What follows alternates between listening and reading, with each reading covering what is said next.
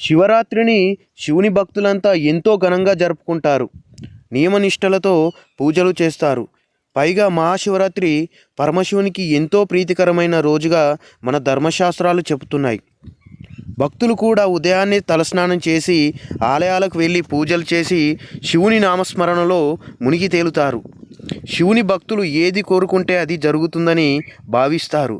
అంతటి పవిత్రమైన శివరాత్రిని అసలు ఎందుకు జరుపుకుంటారో మీకు తెలుసా?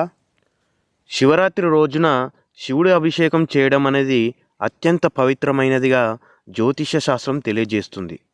అందుకే ప్రతి సంవత్సరం బహుళ చతుర్దశి రోజున మహాశివరాత్రి పర్వదినం చేసుకుంటున్నాం. ఉపవాసం చేసి శివజాగరణతో భక్తులు శివారాధన చేస్తారు. అలాంటి ఈ రోజే శివరాత్రి ఎందుకు జరుపుకుంటామో తెలుసా? పురాణాల్లో ఈ పర్వదినం జరపడానికి ప్రత్యేక కారణాలు ఉన్నాయి. అవేంటో మీరు ఇప్పుడు తెలుసుకోవాలనుకుంటున్నారా? అయితే వీడియో తప్పకుండా చూడండి. మొదటిది క్షీరసాగర మథనం. పురాణ కాలంలో దేవతలు అసురులు కలిసి అమృతం కోసం క్షీరసాగర మథనం జరిపారు. ఆ క్రమంలో ముందు బయటకు వచ్చిన గరాలాన్ని శివుడు మింగేస్తాడు. ఆ రాత్రి శివుడు పడుకుంటే విషం శరీరమంతా వ్యాపించే ప్రమాదం ఉండేది. అందుకు ఆయనకు నిద్ర రాకుండా దేవతలు అసురులందరూ కలిసి 5 జాముల కాలం ఏకదాటిగా ఆడిపాడుతారు. అప్పటి నుంచి ప్రతి సంవత్సరం మాఘమాసంలో వచ్చే బహుళ చతుర్దశి రోజు వారు ఆడిపాడిన 5 జాముల కాలాన్నే మహాశివరాత్రిగా జరుపుకుంటున్నాం. ఆ రోజు ఉపవాసం జాగరణలతో భక్తులు శివారాధన చేస్తారు. ఆ గరళాన్ని కంఠంలోనే దాచుకోవడం వల్ల ఈశ్వరుడు నీలకంఠుడయ్యాడు. రెండోది లింగోద్భావం. నేను గొప్పంటే నేను గొప్పని బ్రహ్మ విష్ణువులు గొడవపడుతుంటారు. వారి తగును తీర్చడానికి శివుడు లింగాకారమై మళ్ళీ పుట్టిన పర్వదినాన్నే మహాశివరాత్రిగా జరుపుకుంటారు. శివుడు మహాలింగ ఆకారంలో ఉద్భవించడానికి వెనుక ఉన్న కథేంటో ఇప్పుడు తెలుసుకుందాం.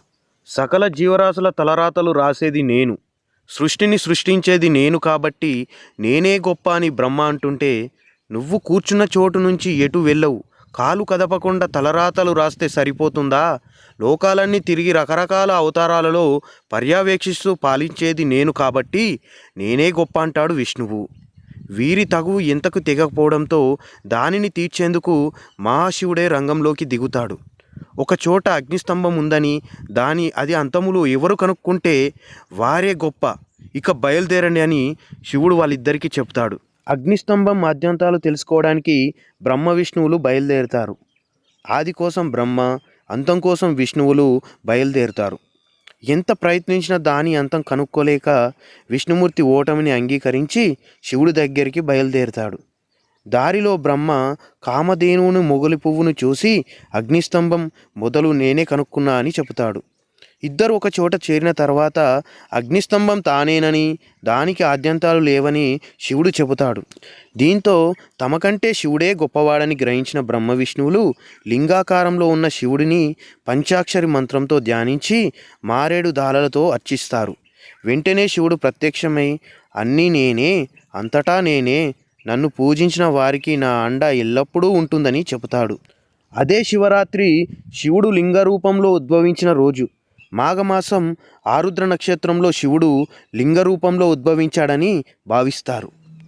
నాటి నుంచి ప్రతి మాఘమాస అమావాస్య రోజున మహాశివరాత్రి పర్వదినంగా ఆచరిస్తున్నారు.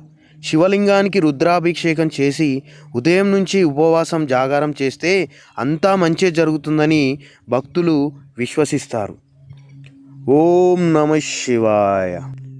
ఈ వీడియో మీకు నచ్చినట్లయితే లైక్ చేయండి, షేర్ చేయండి, సబ్స్క్రైబ్ చేయండి. Thank you friends.